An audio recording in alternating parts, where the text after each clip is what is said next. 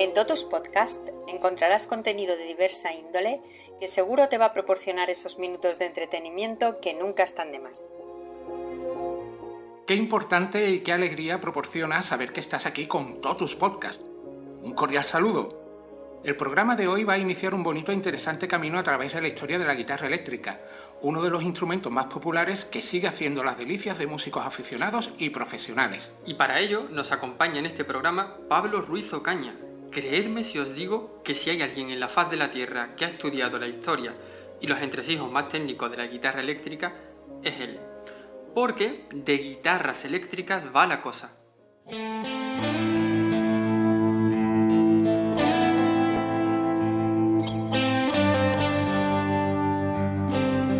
Hola Pablo, bienvenido. Gracias por estar con Totus Podcast. Hola Antonio, hola José. Muchas gracias por invitarme a este magnífico podcast y un saludo a todos los seguidores, claro. Pocas personas aficionadas a la guitarra eléctrica conocen el origen histórico del instrumento, y me incluyo entre ellas. Supongo que a alguien se le ocurrió ponerle cables para darle superpoderes y arrebatar el protagonismo a otros guitarristas. ¿Es así o, como me temo, hay una historia más interesante detrás de todo esto?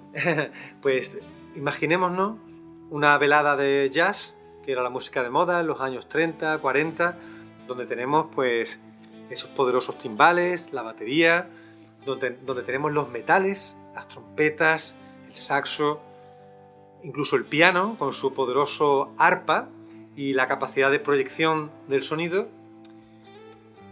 Y luego tenemos un humilde instrumento de 6 cuerdas con una caja de resonancia muy pequeña y formando parte de la banda el guitarrista.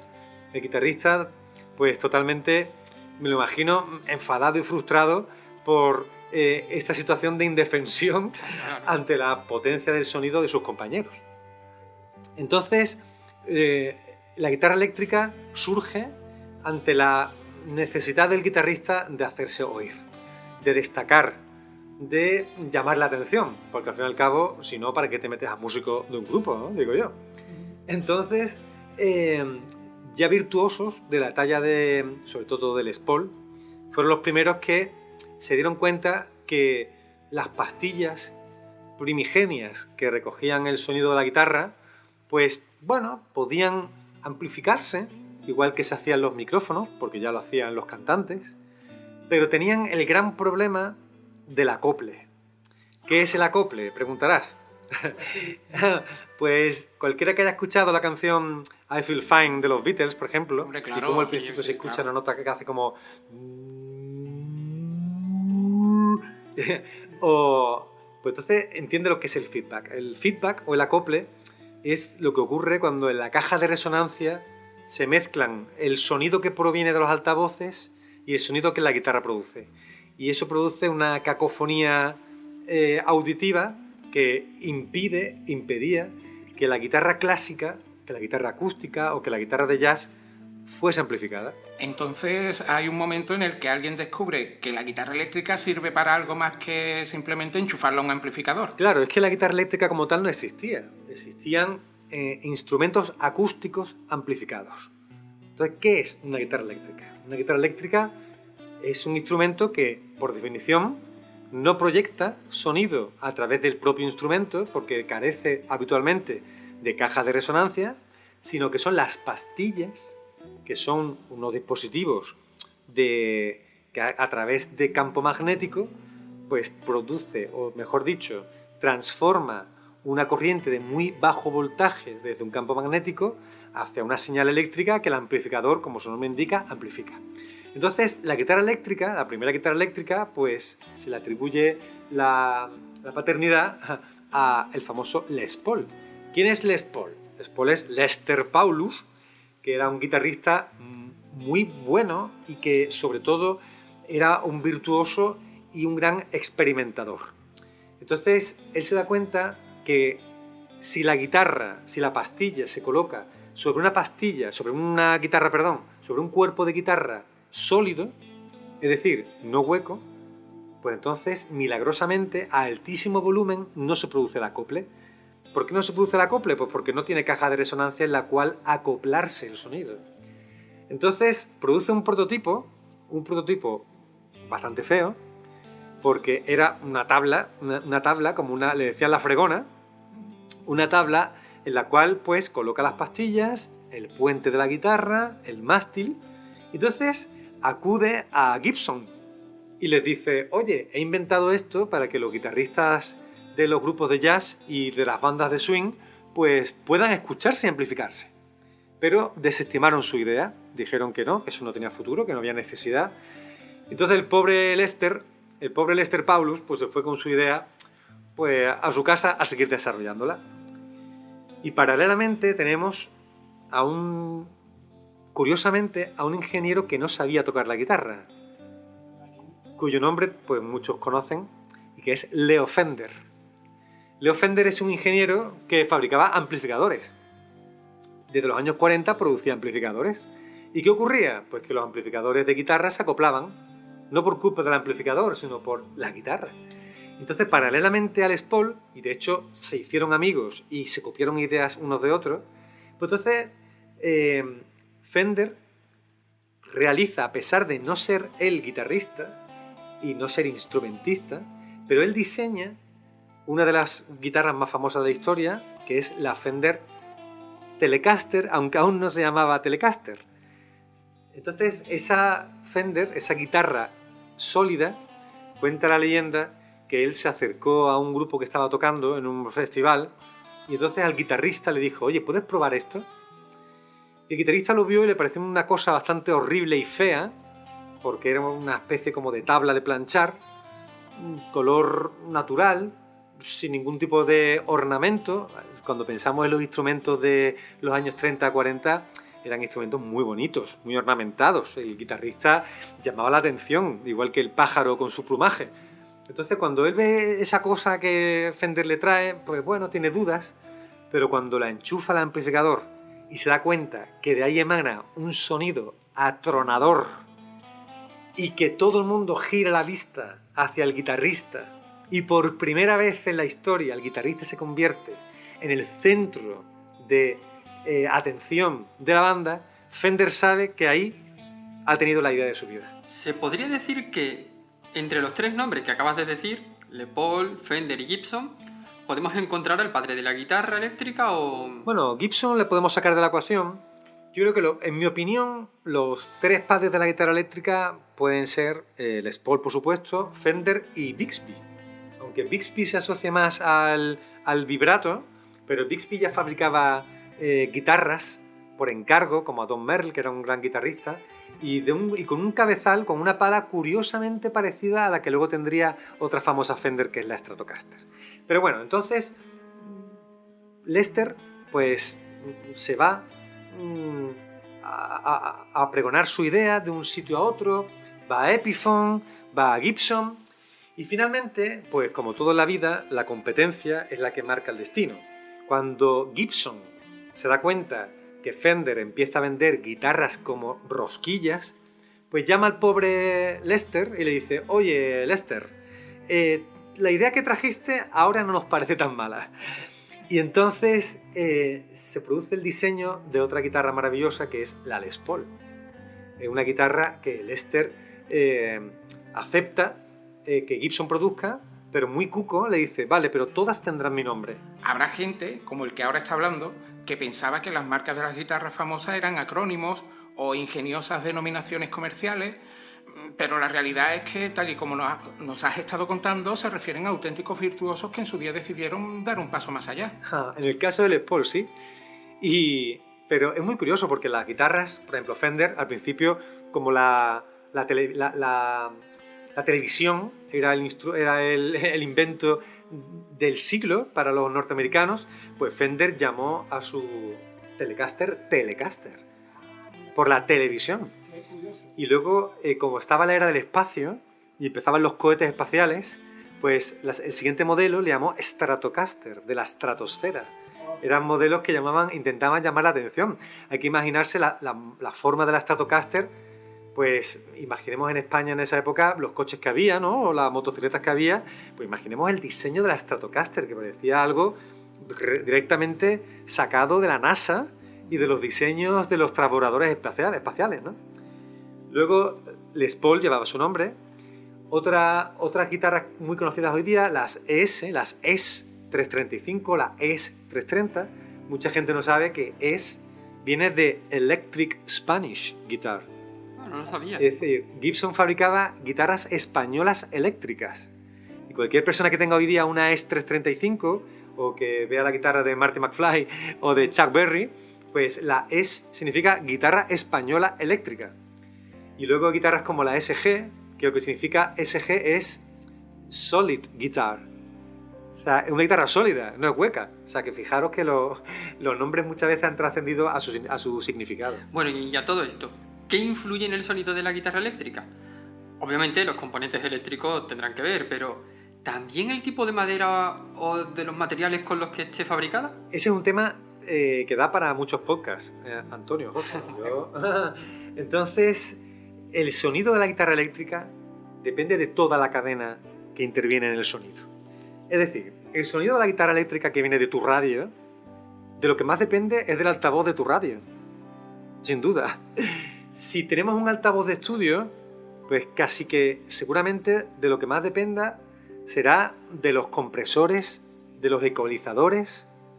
En el estudio casi de lo que más dependerá será del amplificador, que el tipo de amplificador y el tipo de altavoz del cual emana el sonido que se ha hecho a través de una señal eléctrica sea lo que más determina el sonido. Incluso el cable, la capacitancia del cable dependerá del sonido. Dentro de la guitarra el circuito y cómo estén los condensadores aplicados. Incluso dentro de lo que es el propio instrumento, dentro de lo que es quitando la pastilla, que depende del hilo utilizado, del número de vueltas de ese hilo, de la distancia a la que está situada la pastilla de las cuerdas. Luego pues está el grosor de las cuerdas, está el material del puente sobre el que reposan las cuerdas, el material y cómo esté cortado la cejuela, que podrá ser de hueso, de nylon, podrá ser de latón. O sea que fijaros que cuando un guitarrista dice, oh, me gusta esta guitarra más porque esta guitarra suena mucho mejor porque el puente es un ABR1 en vez de un Nashville, son matices que realmente se les da a veces un protagonismo completamente desproporcionado. El sonido de la guitarra eléctrica depende de la suma de todos esos factores. Y yo diría que es... y depende del que la toca, por supuesto. Porque depende de cómo tú agarres la púa, depende de dónde pulses con la púa la cuerda, si es más cerca del puente, si es más cerca del mástil, pues todos los matices de sonido que se pueden sacar de una guitarra pues van a ser infinitos. Así que al final lo que más determina el sonido de la guitarra eléctrica es el guitarrista. Hablemos un poco de los tipos de guitarras eléctricas que más garantías han ofrecido a lo largo de la historia. Me refiero, ya sabe, a los tipos de guitarras Stratocaster, Telecaster, Casino, etc. Bueno, con las guitarras eléctricas pasa, pues... la guitarra eléctrica es un icono cultural. Entonces, los diseños de los que estamos hablando, que son los grandes diseños de la guitarra eléctrica, pues si te fijas, se diseñaron entre el año 52 y el año 59. Es decir, Telecaster, Stratocaster, Les Paul, las ES, la SG, incluso la Jazzmaster. Esos son los grandes diseños de guitarra eléctrica de la historia. Hoy día se fabrican muchísimas guitarras diferentes a estas de las que te estamos hablando, ¿no?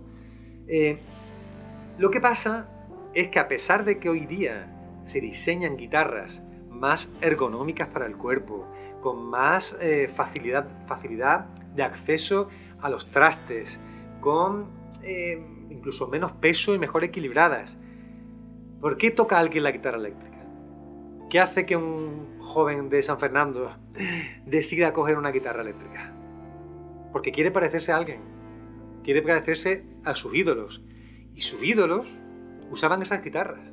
Entonces, el único motivo por el cual yo sigo mirando los escaparates cuando veo una Les Paul bonita o una Strato bonita es porque me recuerdan pues a Chuck Berry, me recuerdan a George Harrison, me recuerdan a Keith Richards, Ajá. Entonces, ¿esas guitarras son a día de hoy totalmente fiables? Pues claro que sí, porque el guitarrista no solo busca la fiabilidad, busca sentirse bien, busca...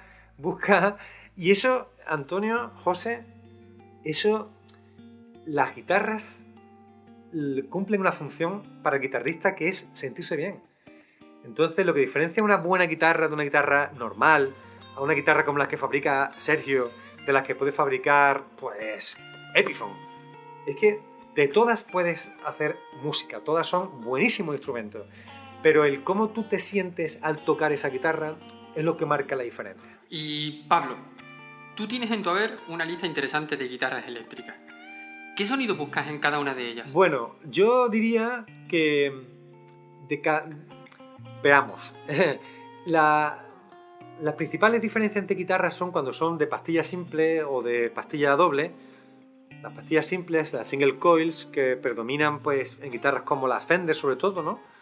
Son sonidos cristalinos, muy, digamos, como muy claros, muy puros, pero que tienen el gran problema del ruido. Tienen lo que es el zumbido a 60 ciclos, y eso motivó que Seth Lover, que trabajaba en Gibson, intentase encontrar una pastilla que no zumbase. Y tú dices, bueno, pero ¿qué importa el zumbido? Bueno, pues cuando estás en un estudio y estás grabando en completo silencio y estás tocando la guitarra para Ella Fitzgerald, pues está claro que el zumbido puede ser muy molesto. Entonces diseñó una pastilla que es la humbucker, que es una pastilla doble, que como su nombre indica, humbucker es hum de zumbido y bucker de supresor. Una pastilla que indica supresor del sonido.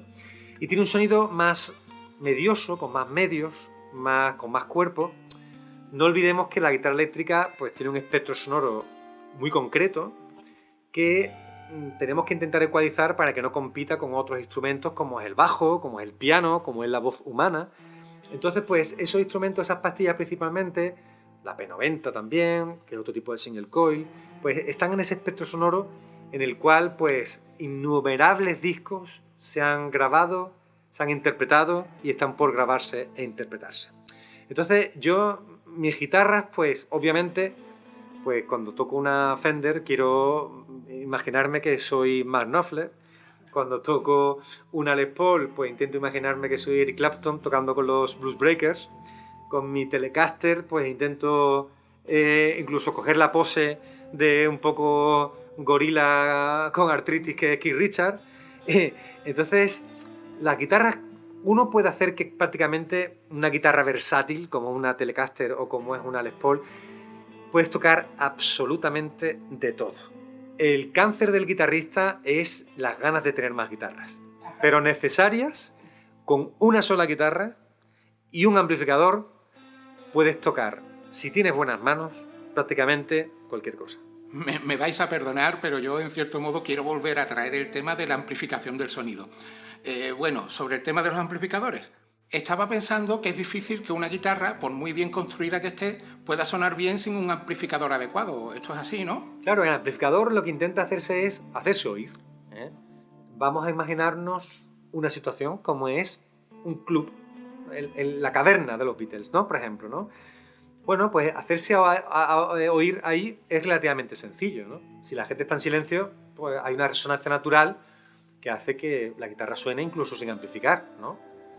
Pero si hay gente hablando y hay ruido de copas y hay gente que se ríe porque empieza a emborracharse un poco, hace falta que la guitarra se amplifique. ¿Y qué ocurre? Que si el grupo triunfa y de repente ve la oportunidad de llenar no un club sino un teatro, hace falta más sonido.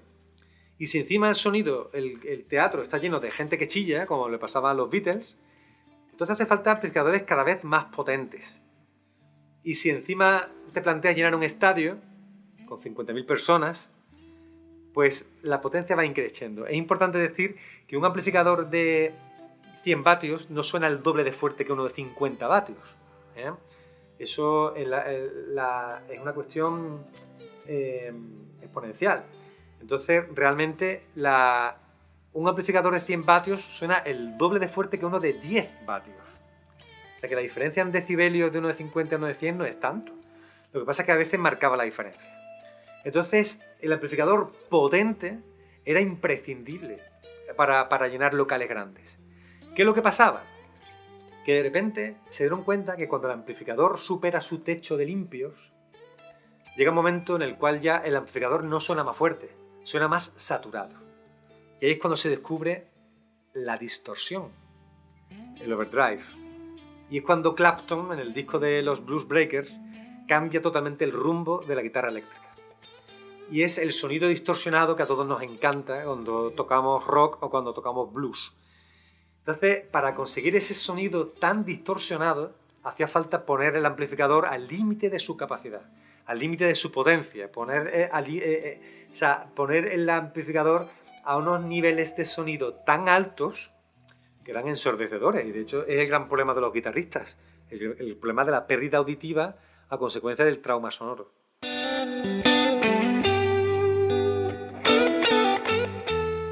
Entonces cada amplificador tiene su personalidad.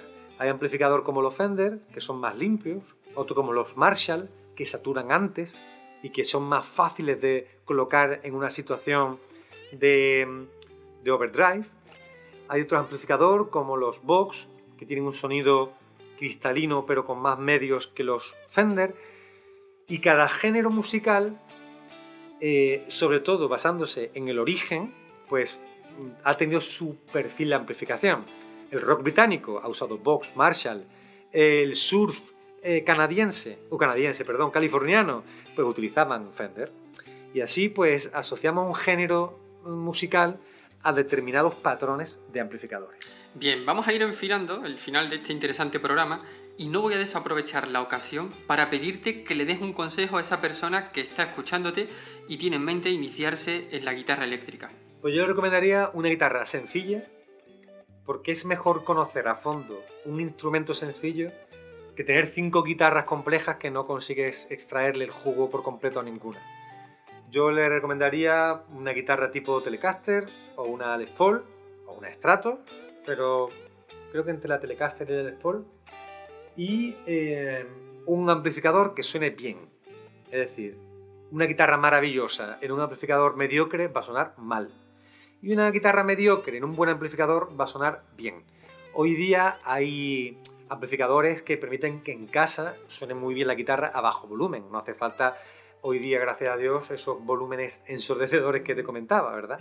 Pero yo recomendaría una guitarra que se dejase tocar bien, bien ajustada, y para eso hay luthieres, como ya hemos comentado Sergio Carrillo, que pueden ajustar una guitarra para que cualquier guitarrista novel no se deje los dedos y que tenga un sonido que salga maravillosamente de su guitarra, y un amplificador que le dé placer, porque lo que no gusta, pues no se repite. Ahora que Pablo nos ha acercado algunas curiosidades sobre la guitarra eléctrica, pues ya, José, creo que ya debemos iniciar una trayectoria de programas dedicados a los instrumentos que nos gustan. La guitarra eléctrica, como bien nos ha dicho Pablo, es un icono cultural del siglo XX. ¿Cómo olvidar los gestos de pasión de Clapton, por ejemplo, cuando enfilaba uno de sus maravillosos punteos que le daba ese sonido tan personal y característico? No hay nada más apasionante para un músico que disfrutar de su instrumento, conocerlo, y cuanto más conoces el sonido, más diferencias unos matices de otros. Y entonces la búsqueda del tono, la búsqueda del sonido, es algo que no abandona nunca el guitarrista. Pues terminamos el programa convencidos de la necesidad de seguir sacándole todo el jugo posible a la guitarra eléctrica y a los conocimientos de Pablo, por supuesto que también. Eternamente agradecidos por tu colaboración, Pablo. Muchas de nada a los dos. Un abrazo muy fuerte a todos.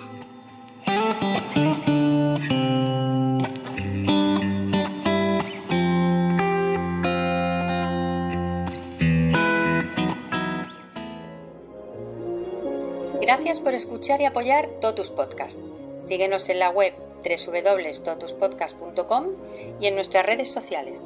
Hasta el próximo programa.